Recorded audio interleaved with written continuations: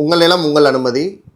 இன்றைக்கு நம்ம பார்க்க போகிற தலைப்பு வந்து திட்டமில்லா பகுதியில் வந்து உங்கள் நிலம் அமைஞ்சா நம்ம எவ்வாறு அனுமதி கோருவது. திட்டமில்லா பகுதிங்கிறது வந்து நான் பிளானிங் ஏரியா. ஒரு மாவட்டத்தில் வந்து பிளானிங் ஏரியா, நான் பிளானிங் ஏரியா, திட்டமிட்ட பகுதி, திட்டமில்லா பகுதி. உங்கள் நிலம் திட்டமில்லா பகுதியில் அமைஞ்சிருது. நீங்கள் அப்போ வந்து நகர் ஊரமைப்புத்துறையில் அனுமதி வாங்கணும்.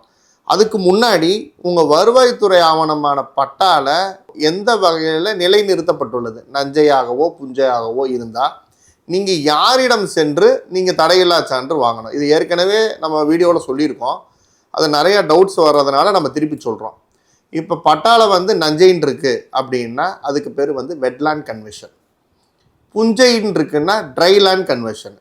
இந்த நஞ்சை புஞ்சை இது வந்து உங்கள் நிலம் வந்து நிலைநிறுத்தப்பட்டிருக்குன்னா நீங்கள் வந்து வெட்லேண்ட் கன்வர்ஷன், ட்ரைலேண்ட் கன்வர்ஷனில் போய் நீங்கள் வந்து தடையில்லா சான்று வந்து பெறணும். அது யாரிடம் பெறுவது அப்படிங்கிற வீடியோ பதிவை நாளைக்கு வந்து அதுக்கு உண்டான விளக்கத்தை வீடியோ பதிவாக பதிவு.